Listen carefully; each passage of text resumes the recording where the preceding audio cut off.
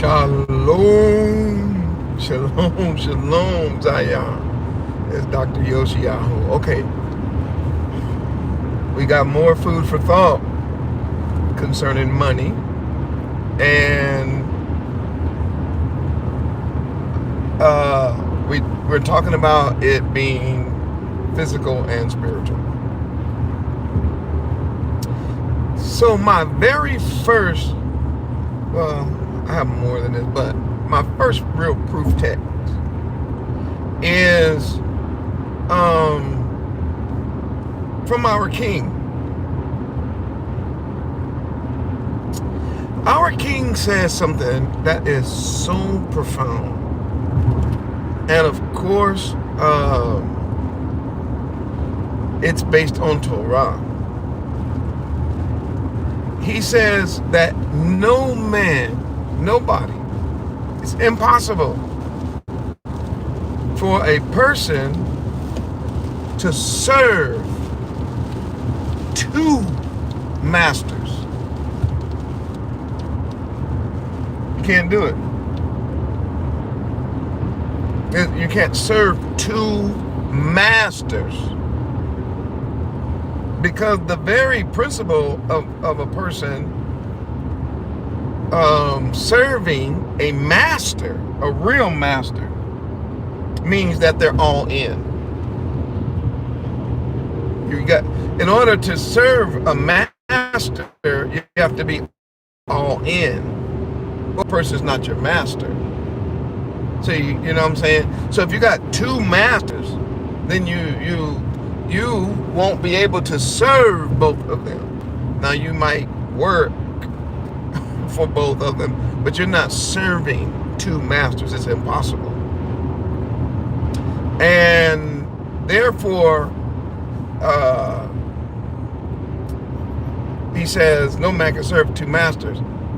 So you're going to either love one and hate the other, cleave to one, which is a very, very, once again, a very thought. It's like, wait a minute, what? Yes, you can't do it. So the average person, when they hear our King say that you can't serve two masters, that obviously you think that he's going to say, he's going to be talking about two humans, right? Two people. And that makes sense. Like, okay, yeah, I can understand that. I can't be full-time at two places at one time. I can't give my all in two directions, because as soon as you try to send all in two directions, you can't send all in two directions. You can only send some in two directions. You can't send all, can only go in one direction.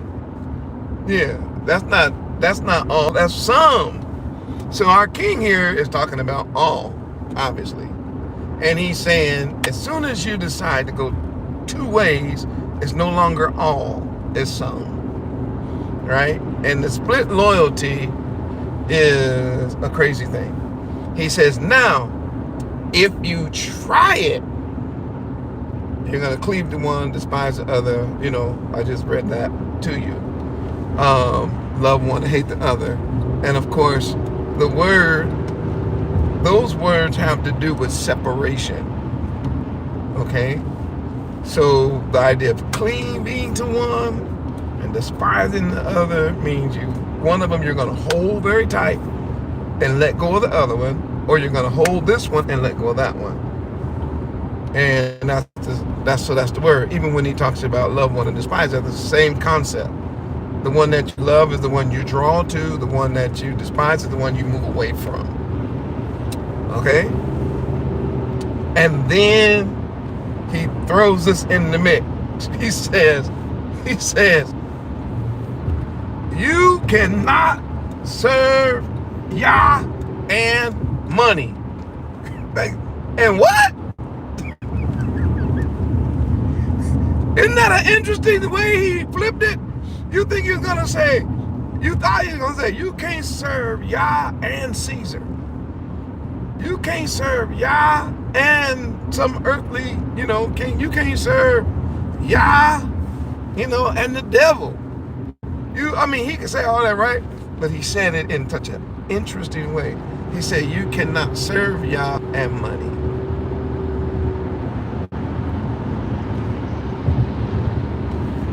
It doesn't work. In the King Jimmy, there's a word that says mammon. Mammon. And if you look up the word mammon, mammon is a god of money. It's money. Which proves my point that money is spiritual. Then that's something. And people often wonder why they don't make progress. Now I'm talking about Israel. I'm talking about the awakening remnant people. People that are woke to the truth of who they are and who they are. A lot of times,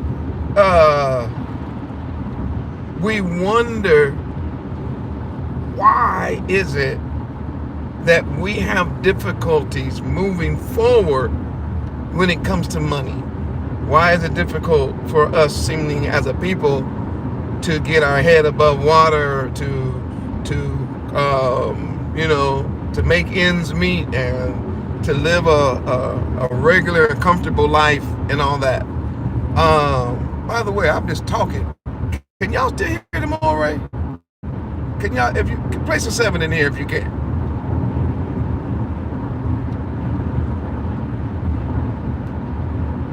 I don't see no 7s. Did it stop? Am I live? Oh, okay. I saw 1 7. Good.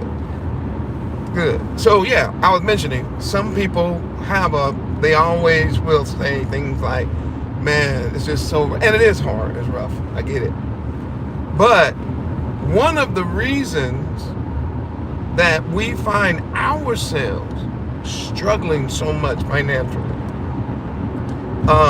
is because, one, we don't understand what the principle of money is, and number 2, we don't believe the king when he talks to us about the god of money, mammon, which is just money, really.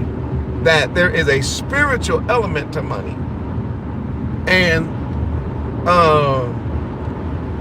because it's spiritual, it also presents itself, now watch this, as powerful, right?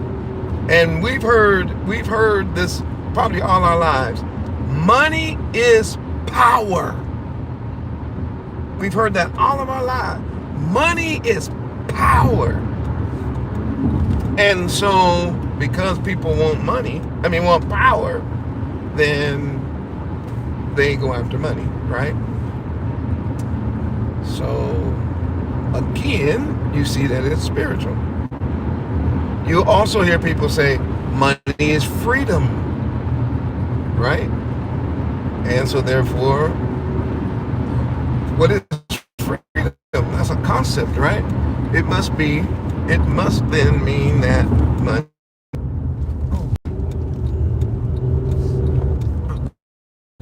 Where am I supposed to be? Okay. All right. I'll say it one more time, then I'm gonna get out this video. We need to understand some of these basic principles, biblical principles, so that we would learn how to serve Yah. And what happens when a person goes all in serving Yah, then Yah will then master, through you, he'll master the money. Yes. So that money will not be the master, money becomes the slave. And that's where we need to get to. Everyone who is wealthy that understands this principle, they always say the exact same thing. They say, I make my money work for me. I make my money do what I wanted to do to continue to make more money, right? Now, I'm not getting into anything as far as, at this point, I'm not talking about ethical, unethical, wise, prudent, shrewd. I'm not dealing with none of that. I'm just saying changing the attitude about it. That's what I'm talking about. Is it a master or is it a slave to you? Because it is spiritual. Ain't no getting around that one. If the Most High said you can't do both, then you can't do both. And if he's literally making you make a choice between Yah and money, those of us who wake up to the truth, we have to make the choice. The choice has to be Yah. All right, I'm over time. And I see right now that these videos might need some studio time because out here on the road with this buffering, yeah, I might have to do some of these in the studio. Why? Because I know they're going to help Zion. Because there are so many blessings connected to the proper use of money. So many blessings connected to the use of it properly. And then there's also curses connected to the misuse of it when you wake up to the truth of who you are and whose you are. And we want to stay on the blessed side. And we're not looking across the fence at everybody else in the world. We're just going to look at as people of the covenant. How are we supposed to handle money? All right. Woo. One love, Zion. Support the ARK if you can. Give a donation to the station. We appreciate it. And we put our effort in helping to wake up Jacob. And of course, prayerfully, even in these last and evil days, making it to where we can live in shalom. Because that's very important, Zion. All right. If I can get back to the studio, I may go a little deeper tonight. So be ready. Subscribe to the channel. Hit the notification bell so you can be in the room with us. All right. One love. Shalom, shalom.